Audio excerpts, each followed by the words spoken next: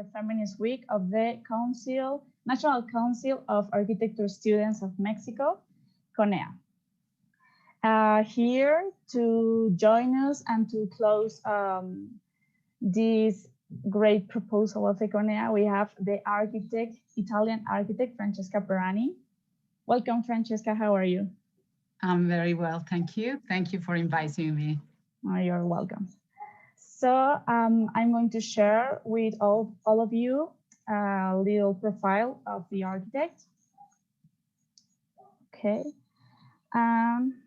Francesca Perani is an architect / activist, designer, educator. Her work ranges from interior architecture to interactive design, from illustration to activism. In 2007, she established Francesca Perani Enterprise, an award-winning studio based in Bergamo, Italy. Material and visual experimentation, trial and error, emotional and communicative charge finds its expression in spaces, objects, and graphics. The practice is driven by the power of shared creativity as an effective instrument to bring about change. Also, she is co-founder and curator of activist project Rebel Architecte, advocating for equality in architecture through the open dissemination of 1,000 female role models.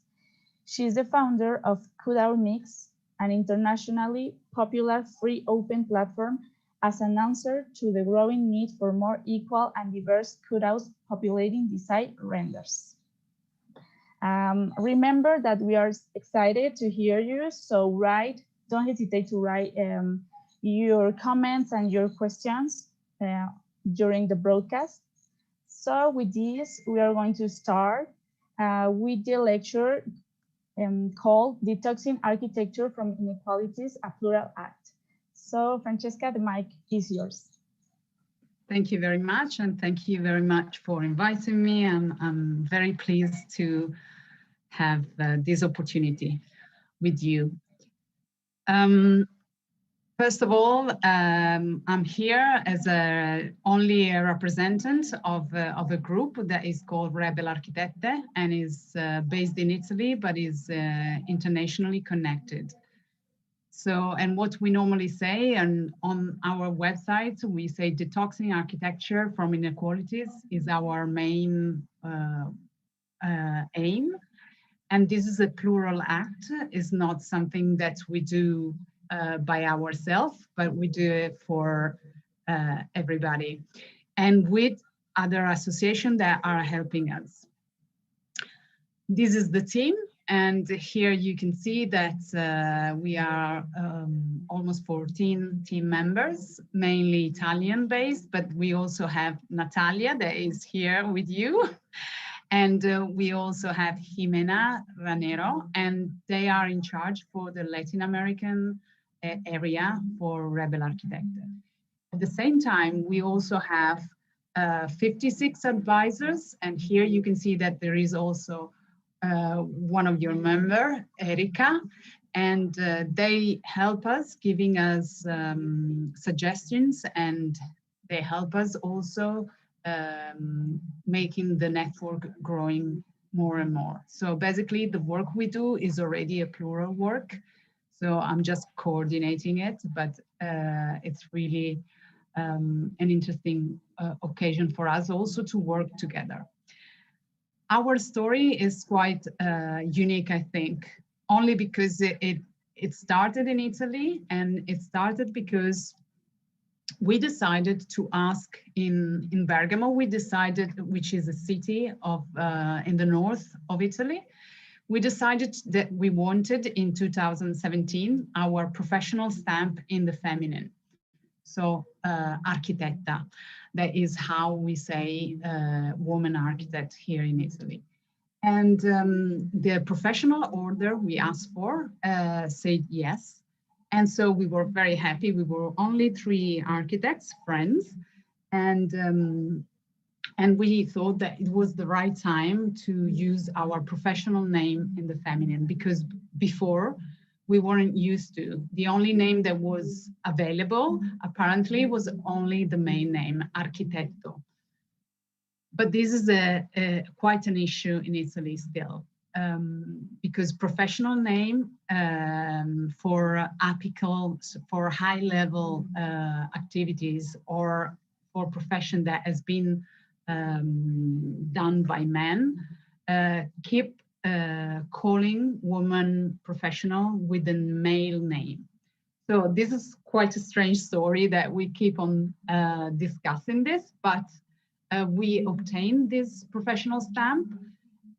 And so we were the first professional order that started using Architecta as a stamp, and was also the first time that I started calling myself Architecta, because before I called myself with a male name without even knowing. So this was the beginning of our activity. Why was that? Because even if this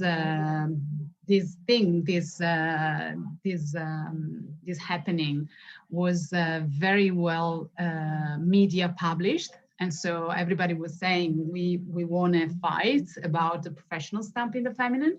At the same time, we had a response that was like crazy, like you see here. So basically, on social network, everybody was saying, no, I don't want to use it. I don't want to use this name because it's not right. And this was said by women as well by men. So this thing, and here you can see some of the comments that were given in that occasion. I will never use a name that I never used before. It's not an Italian word. I hate the sound of the name just because they weren't used to use it, or that they didn't like it. And so what we thought that the most impressive comment that was done was this one. And so many women were saying this phrase: after all the efforts I had to go through to be called Architetto, I would not start again with Architecta. So from this phrase, we thought that we had to do something for women architects. Despite what they were thinking about the name. The name was not a problem. We just thought that they had problems in carrying the activity of women architects. So we decided to make a group, and we call ourselves Rebel Architette, so that we connected an English name, an international name, with our Italian, still not known name of female architects. And this was the start of our group. So we thought, okay, we need to do something for the architects and we need to help them. So we thought that we had to find a tool and a way to do so. Apart from also making it clear that using a gender language was also a way to make them more conscious about their activity. So this is this is how we thought that we were dealing with female architects that were really making it very hard to go through the activity. And so we say something about the Italian architecture. It's important that you know that in Italy there are 1,055,000 of architects, and which is the same amount of architects that you can find in the whole United States. So we are so many, and we are almost 37% of the European architects. So you can imagine that Italy is full of architects. Among such a dimension of architects, the 43% is female architect. When we see the under 30 years old female architects, they also are 56%. So this means that Italian architecture is very female at the moment, but at the same time is also invisible completely. Is invisible in magazine, is invisible in jury members, is invisible in panels. And so this is why we started doing our work. Another thing that we found out that all the gaps that connect architecture and female architects are measurable. So when we look at the pay that women architects obtain in Italy, they get paid 37% less than men. So this is already a problem. On the other hand, to us, it's very important to say that in Italy, women are still in charge for housework and family care. So these two things together are taking the architects very far away from the profession, because as soon as they decide to have a family, they will lose time and economy to keep on doing such a competitive activity. And what was really, really important for us was the reading of this book. Sorry, there is a part still in Italian. And the book is called Where Are the Women Architects by Despina Stratigakos. And she said that a report from Equity by Design, there was a group investigating female architects, was saying that 1/3 of the architects that leave the profession, they do it only because they didn't have any role models in their life that was feminine. So this was the key element that we took as the tool that we wanted to give back to the new generation of architects. So we decided that our work should have been concentrated on giving new role models to the new generation of architects, of female architects, but also male architects. And we investigated, and we thought that ourselves, we didn't get any role model as a female. And but instead, we also went to several conferences where it was very clear that female architects were already in the history of architecture, but they simply got removed from the book that we studied at.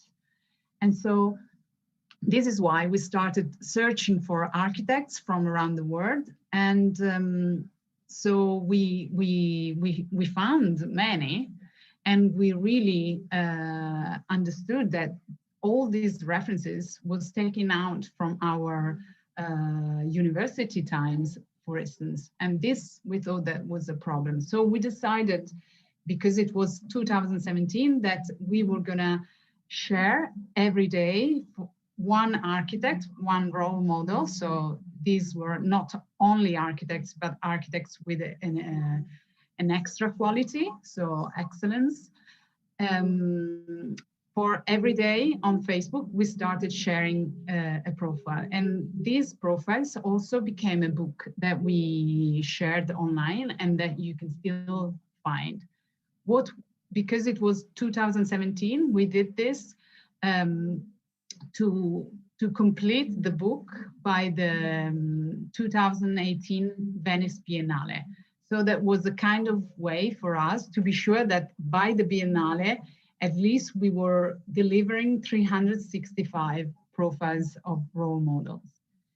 So this is something that we did, and we did it in English because we thought that it was the most international language we could use at the time. Probably, maybe today we will use maybe also Spanish. But at that time, we thought it was good to use English. And so in that way, we also thought, okay, if the international audience will understand what architecture means, they will be the first one, and we could deliver this project to the international public before carrying it back to Italy. And so this was a sort of strategy that we used, and it did work. So we also had a very interesting connection with Caroline James and with Braverman, and they both helped us, calling us to organize with them and the group VOW Architects a flash mob that was held at the Biennale, and that was also asking for equality in the profession and respect for women architects' work. So we had this great chance to be at the Biennale, and this was very important for us to have the support of international architects in our work. So we presented also the book like that. Our main research is done with two targets in mind. The first target are students of architecture. And so we really would like students to see us as a potential support for their work and for their studies. At the same time, the other target are journalists and organizers of conferences, so that we can be sure that architecture can be more equal in their events. Because we wanted to share online the research, we also decided that the diffusion, the research was also based on online information. So we look at what was already deliverable, and also we did an open call to be sure that we were also accepting new profiles. And here you can see some of the team members and some of our hundreds of hours that we spent on some meetings. Here you can see the two projects we worked on. The book, there was an online book and is still online, and the Woman Architects World Map that we call WOMAP.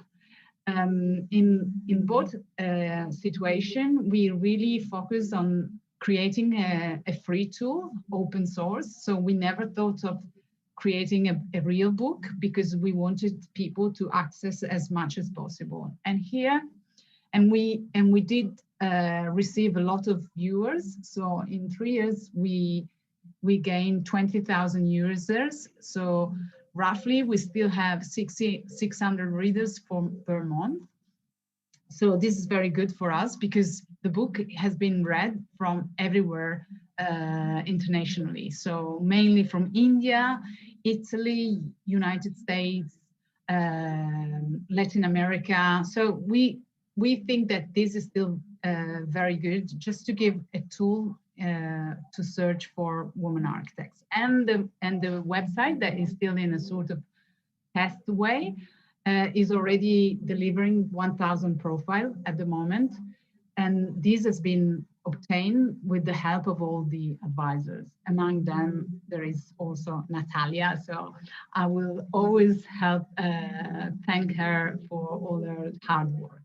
So here you see just several images, and we want to improve the website as our main tool now. Here you can see that also the way we wanted to talk about architecture is definitely different from what we gain from school times. So instead of using an Helvetica style, a very Swiss recognizable style for what we recognize as perfect architecture, we wanted to act with a completely different approach that was also saying that architecture can be different, also because it's done by architects, female architects, but not only, because it's referring to the new generation of architects. So this was a way that we keep on using. And so even the Instagram filters are, for us, a way to say architecture can be fun, can be creative, doesn't need to be always so serious and so elitarian in a way. So that was our approach. And as you can see, it has been used a lot. So we were really happy about it. This is something we did at Favara, a farm cultural park, an event, and everybody was using it. It was just a way to show our support. When we have to decide which architects should be in our collection, in our curatorial map.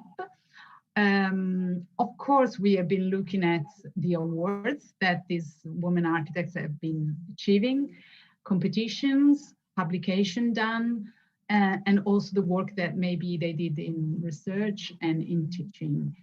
And of course, we were very interested in seeing if these women architects were already online with a website, or maybe in Wikipedia, for instance. So we also thought that every woman architect that wants to be recognized needs to have a tool that represents herself, so a website. And this was one of the first things that we look at. So in this case, we were looking at individual achievements, as we normally do when we look at the success.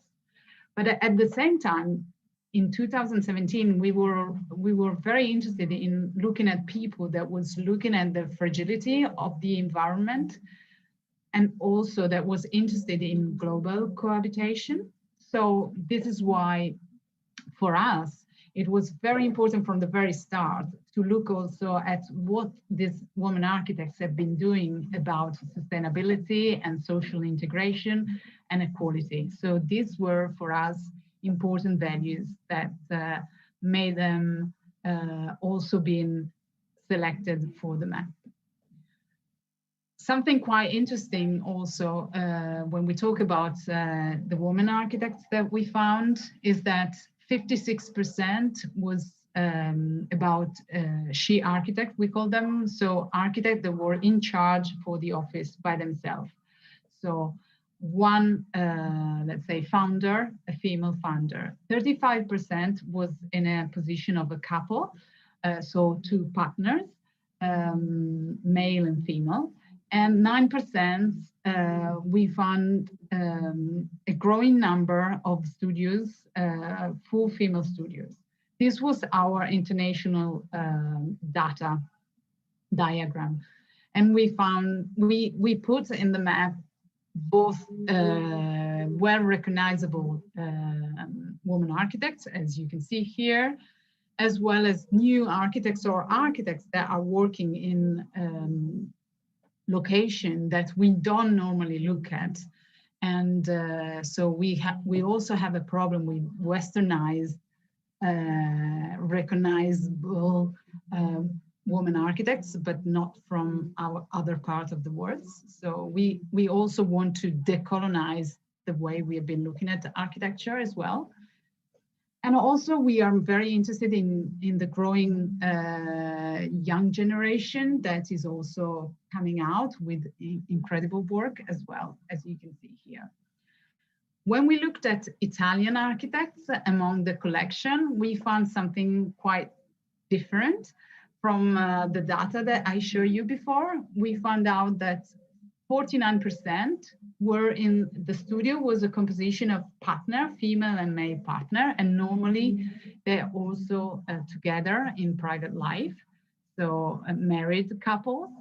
And now that we achieved 128 studios, this percentage is also getting to 56. So in a way, we could say that there is a lot of much love in architecture in Italy, but on the other side, of course, we are also questioning if in Italy, if you want to be an architect, a female architect, and if you also want to have a family, probably the only way you can survive the competitive landscape is to do architecture with your partner.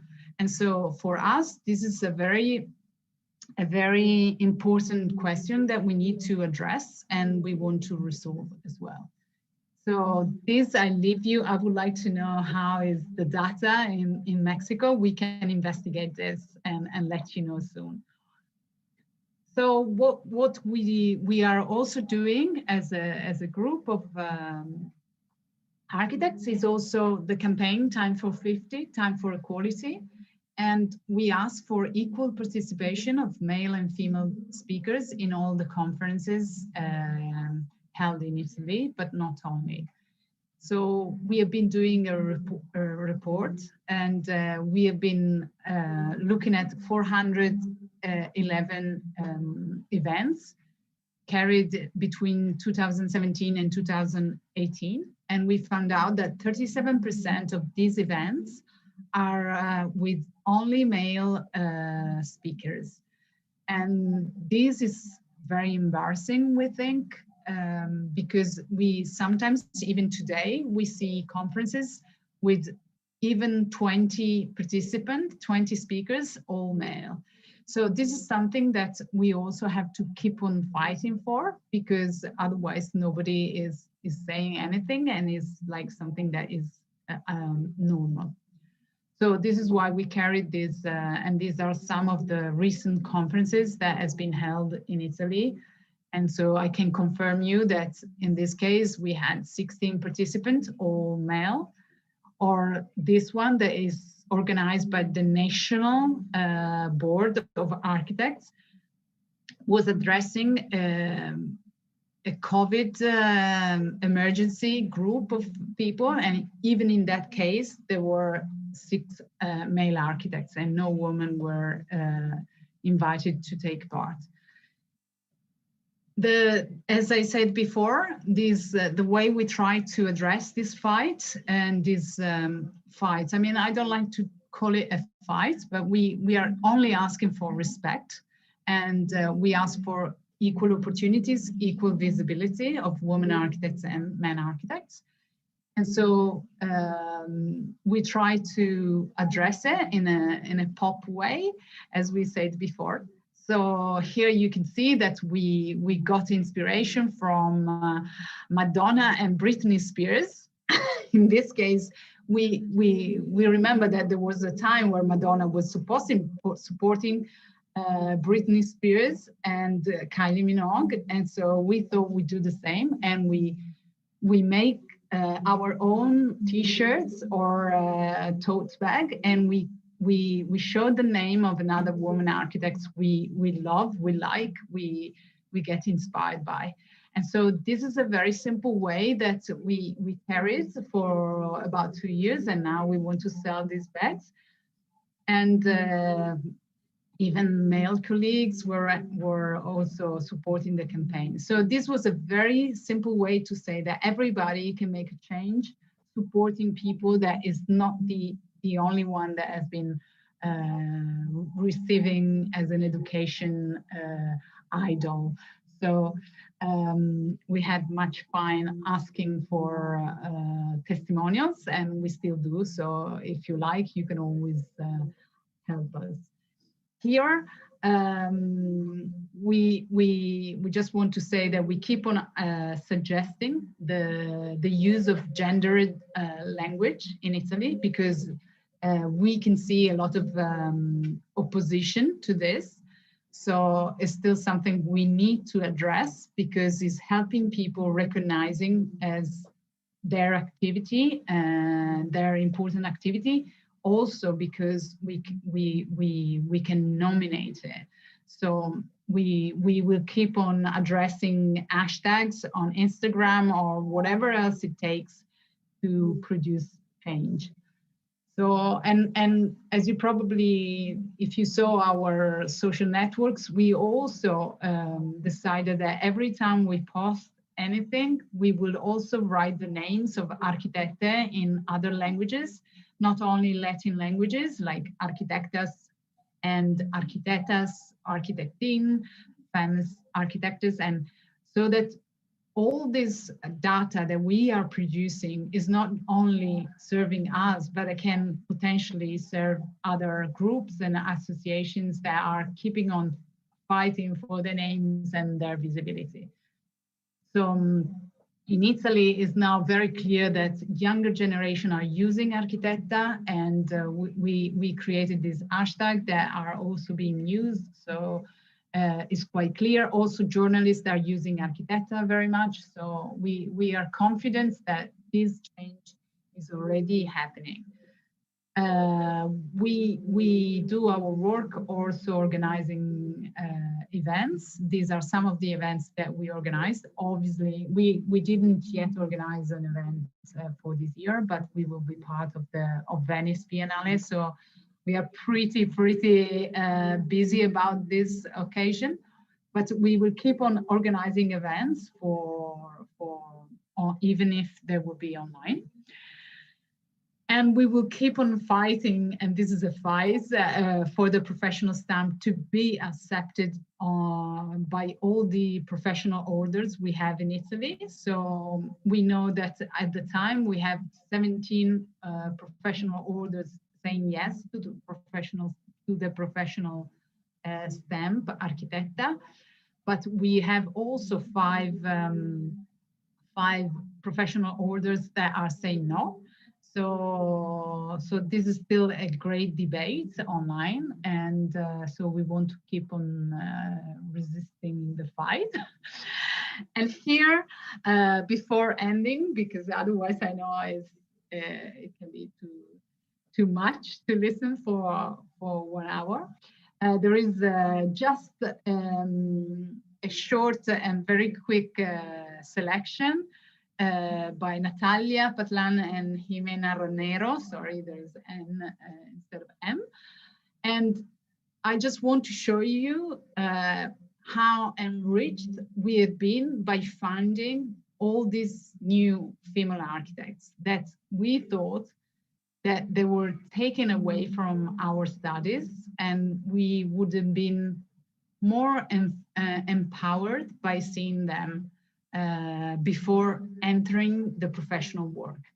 So I'm definitely older than you. I'm 48, and I can assure you that what I've been seeing in these 3 years have been empowering me in the way I work, and also giving me a new perspective of what can also be different because it's done by an architect, a female architect. So I will go just through these amazing profiles of female architects from Mexico. And here you see Ana Paula Ruiz Galindo of Studio Pedro Yuana. I don't know if I can pronounce it right, but here you can see an amazing work. And here you see Fernanda Canales. And here you see Ingrid Moye, Carla Paula Lopez Carrillo, Surrella Segu Marcos, Alejandra Abreu Sacramento, Andrea Soto Morfin, Maria Bustamante Arfush, Paula Morales Orantes, Beatriz Pechard Bernardi, Beatriz Pechard, Isabel Martinez Abascal, Lorena Vieira, Mariana Ordóñez Grajales, Jessica Amezcua Carrera. And why I'm showing this very fast, because I think they can give you the idea of something that we all missed. Here, Paula Calzada Prats, Rosa Eugenia Agras, Regina Galvanduc. So for us, it's been a great achievement to just look for these women and find them and think, okay, we need to deliver these new role models to younger generation, that is you, students in university. And so we really think that all these architects should be known and should have been more in magazine, and we should know about them, also from Italy. I didn't know them before Natalia found them. So I think it's really important that we keep on saying that we need a diverse role model reference in our university. I will end the presentation saying that for us, the most important result of what we have been doing has been creating alliances, internationally talking. So instead of being pushed towards competition, that is something that gets quite clear in the Italian profession, because we are so many, as I said to you at the very beginning, we all fight for the same work. So there are few works, many architects, and so the common situation is a competition among every architect. Instead, with this project, we have been really collaborating with other associations, other researchers, students, people interested in this research. And for us, is the main privilege that we can say and we can suggest you to think about. So collaboration instead of competition. here you can see also other important partners for us. Some have been Union Architecta, I'm sure you know. They've been doing an amazing work of finding role models as well in many years, and this has been directed by Ines Moisset. And you can see others. Architectlas is very, very interesting as well. We have so many, and some, as you can see, FEMARC is a student association also that is connected with us from Malmö in Sweden. And here you can see also two associations that we got in touch with. Again, and Natalia has been dealing with these two associations. One is the Association of Architects and Urban Planner from Mexico, that you might know already. And Camina, for instance, is a project about mobility and city, and is again very interesting for us to be connected to them.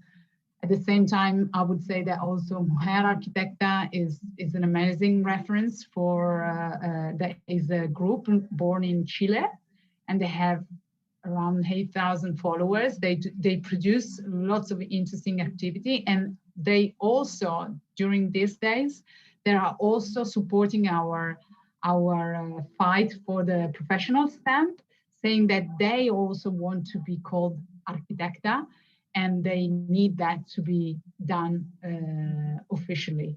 So even if we are talking about a name, is a way we all need to take confidence in using female names so that female architects get visible, even through the language.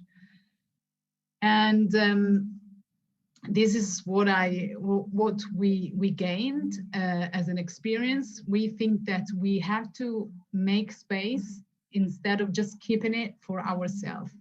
Now we have visibility, and because of our project, because it's been media published, and because we've been very lucky, many newspapers are talking about our work. We want to use our website to make other projects and other partners visible, because we believe there is no need for everybody to do the same effort we are doing as a not-for-profit association, but we should share the knowledge that we are all creating about female excellence in female architecture work. So this is really something that has been changing my perspective in architecture. So thank you very much for this opportunity. Thank you very much, Francesca. It's a very empowering and inspirational lecture. It makes me keep fighting for equality in architecture and supporting other women. So now we have some comments and questions from our audience.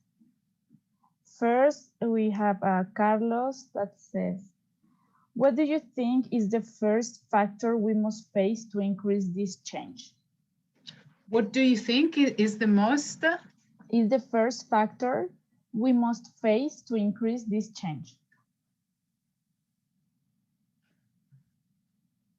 We chose to fight for role models as the main fight, because we think this is removed, that we don't want to see anymore in university. We think that in university, you should know more, you should be more aware of what is the problem that you are gonna face in the profession. And so we should probably fight also for social changes. And in one side, I can say that, for instance, the way we get paid in Italy as an architect, not only young architect, but also older architect, is through very insecure contracts. So this means that if we don't have security, and if we work for free in studios, we are just gonna push women architects away as soon as they decide to have a family as well. So I believe that if studios becomes equal in payments and also respectful to the amounts of hours we normally deliver to this profession, then something could change in a social perspective. Okay, thank you, Francesca. Also, we have a comment about the t-shirts and the tote bags with the name of the architects, that it's a congratulations. It's a very kind initiative to have new role models or know the role models of other women in architecture. Also, we have a lot of comments with purple and green hearts. And Alondra asked if how can I be part of Rebel Arquitecte or collaborate with your team? Okay, this is a great, okay, everybody can support with a donation, but because you're students, I don't ask. But we just became an association, so we can receive money at the moment. But on the other hand, the most powerful thing is to have connection with other architects, from local areas. So for instance, what we've been achieving in Mexico has been possible because there was Natalia coordinated a team of advisors. So let's say we could produce research in universities if any professor would be interested, for instance, or if you as a student are interested in participating, you can just get in touch with us. You can get in touch directly with Natalia, and Natalia will explain how you can help us. There are many ways to help us. The research is the first way. We think that we want to look out for local emerging new female architects that only local people can know. And at the same time, you can be part of our team only giving new networks to us and helping us getting in touch with people that could have the same will to change the world with female architecture. So that's another way. We're very open, and we have people around the world that are already connected. So it's very easy, and so we are very happy if some of you would help us in carrying the research. Yes, so now you know, Canea community, if you are interested, you can be in touch with me. We have other question from Lucia. How can we help for this change as an architecture/design student?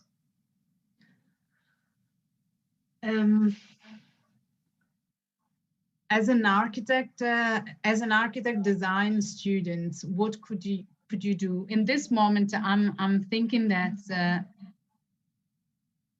we want to help you because we know the problem that we face. I see it different from students. One of the things that is very powerful and that has been carried by association is holding some editathon with Wikipedia Woman.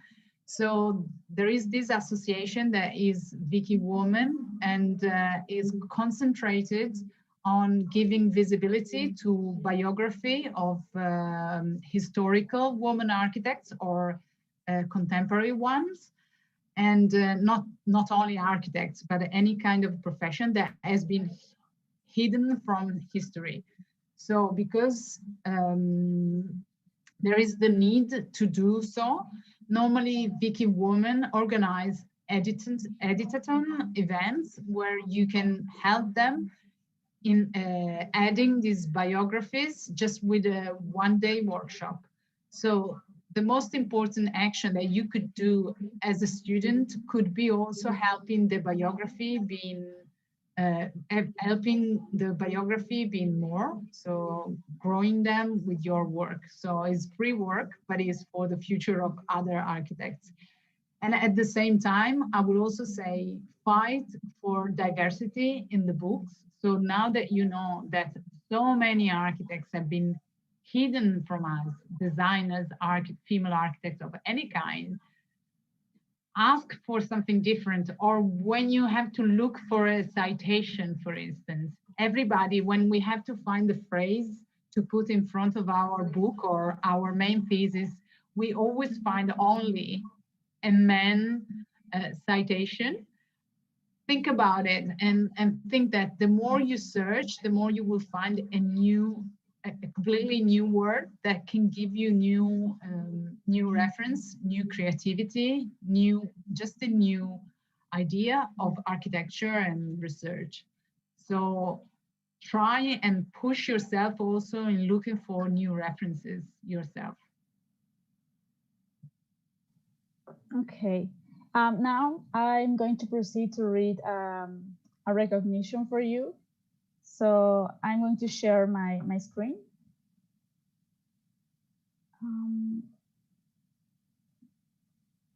Can I stop sharing mine? Yes, please, Francesca.